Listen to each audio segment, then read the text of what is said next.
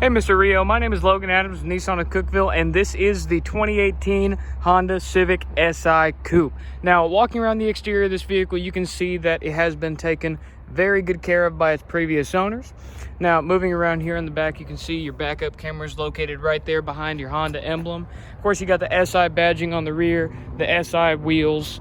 This is a very nice vehicle for the money. Now, I'm sure you won't be surprised with just how nice the interior of this thing is.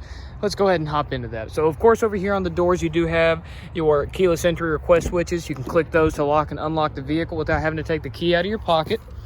Now, hopping in right here, you can see one of the biggest first things you'll notice is just how compact this interior is. You really do feel like you are driving a race car whenever you sit inside of one of these things. Now, of course, being a 6-speed manual, go and put our foot on the clutch and start the vehicle. You can see everything lights up nice and pretty, all SI fast. Now, moving over here, you can see you have a very nice gauge cluster. I just need to get some climate control cranking real fast. All right, so now the climate control is cranking and we can start getting cooled down.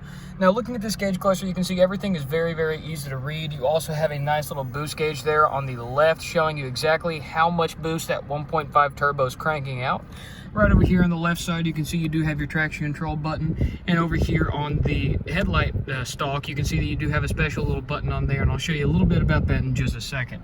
Now, moving over here to the infotainment side of things, you can see we do have a very nice touchscreen display with not a whole lot of buttons on it. The reason for that being this little panel over here is actually a capacitive touch screen. So adjusting your volume is just as simple as sliding up or down on this little connector right here, and you can adjust your volume like that. Very easy and intuitive, especially to do while you're driving.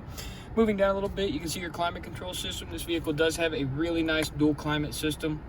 And of course, if you press on that climate control button right there, your full climate control screen does come up as well. You can adjust everything on the climate control system from this capacitive touchscreen, which is a very lovely feature to have, especially whenever you're in a vehicle that is as compact as this. And if you look up right there on the top, you can see that button right there is your brightness adjustment. You can adjust that for day or night. This vehicle, having automatic headlights, of course, will be able to adjust that by its own, just as you drive and as the headlights come on and turn off. Now, moving down a little bit, your climate control system, like I'd already touched on, is a dual climate system. So you got your driver and passenger temperature that is completely selectable between each other. And of course, right over here, you also have a rear defrost and a front defrost, as well as heated mirrors for the outside, which is just a really nice feature to have in the winter. Moving down from there, you can see we do have a nice set of heated bucket seats in the front. Give you a better look at those right here. You can see that they do have the SI stitching, and they are very close bucket seats.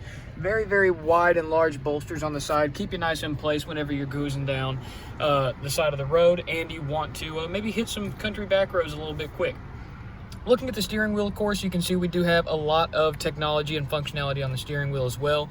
Over here on the left side is mainly going to be your multimedia as far as that goes. So you do have a volume control on the steering wheel, which as you adjust that does come up on your dashboard as well. Plus, of course, you do have these buttons over here which can let you adjust your media as you are driving, as well as show you a little bit more information on this dash. You can, of course, go from Sirius XM, AM, FM, Bluetooth, any source of media you want to use with this vehicle, you do have the ability to do so. Plus, of course, down here with your Bluetooth functionality, you do have the ability to make phone calls from the steering wheel without ever having to look at your phone. Now, clicking this button right here does show you all of your different gauge cluster options. So this one right here is mainly just going to be turbo specific. This one right here is going to be like your sport gauge cluster. Of course, it'll show you your rev lights as far as that goes, when you need to shift, and so on and so forth. This next one right here, if I pull up this first one, of course, this is going to show you both your brakes and your turbo. This next one right over here is going to show you your boost alone. So if I pull this up, that was that first screen that we're on. That is the dedicated boost gauge. I've already shown you the tachometer. Now over here is actually a G-force gauge, shows you all the different G's you're pulling whenever you are going down some back roads. Of course, you've also got a stopwatch for lap times and 0 to 60 times. Fuel economy, maintenance intervals, your media, any phone calls. You can adjust between miles per hour and kilometers per hour since this is a fully digital dash. And then, of course, you are back to your messages and then right back to the main display that we started on. Now, of course, as far as the storage in this vehicle goes, you do have a pretty good size glove box right over there. Moving over to your center console, you do have a lot of good options for storage as far as this goes as well. So you do have your 2 cup holders right here, which are completely removable if you want to. You also have a deep bin cup holder right there for larger cups like Yetis and likeness. And of course, you can just pop this right back into place and it just drops right in there. And you can also slide it forward and back if you so choose. Now, this portion right here, the armrest portion of the center console, is also adjustable as well. You can slide that forward and back, as well as open it up to reveal the rest of your center console and this nice little organizer tray and that organizer tray right back there. Moving forward a little bit, you can see we do have a sport and a brake hold button, as well as our electronic parking brake, which is always nice, especially whenever you're in this compact of a vehicle. Anything you can make into a button as opposed to a lever or another pedal, you're saving a lot of space right there. Now, moving forward a little bit, you can see we do have the rest of our storage area right here. You also have a pretty deep pocket right back there for your cell phone as far as that goes. Plus, right back here, you can see all of your ports. So the real reason that little pass-through exists, and you can kind of see those cable management holes, so you can store your phone right here and run your holes up, or your cables up right there, clip them in so they're not ever getting in the way or they're never tangled, and then they get plugged in right down there in this other little storage tray right down here. Now, I'm gonna go ahead and sacrifice some of the AC that I've built up in this vehicle, open up the door because it is very hot here where I'm at. And you can see the back seats are very, very usable as well. You actually have plenty of legroom in the back seats of this vehicle. I'm just going to hop all the way back there just to show you exactly how much legroom you have. Just moving this seat back just a little bit more to put it in more or less my driving position. I'm all the way back here in the back seat. I'm almost 5'11", and I'm fitting back here very, very comfortably. There isn't a whole lot of buffeting or anything like that going on, so the sound level back here is very comfortable, even with the SI Sport Tuned exhaust. Now, I'm gonna go ahead and hop out of the back seat real fast and work our way back around to the trunk of the vehicle. You can see your trunk release is right here in the driver door panel. Coming around here, you can open up the trunk, revealing a very, very spacious hatchback here. Of course, being a hatchback, you're gonna get a lot of headroom in the back seat, as well as a good sized trunk. Plus, you also have the ability to fold those rear seats down just to get every last bit of storage space out of the vehicle that you possibly can.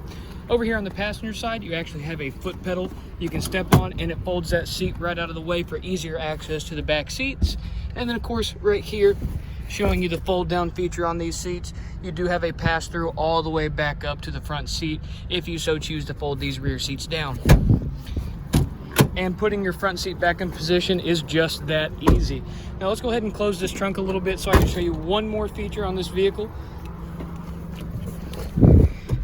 Of course, you do also have power windows or power mirrors.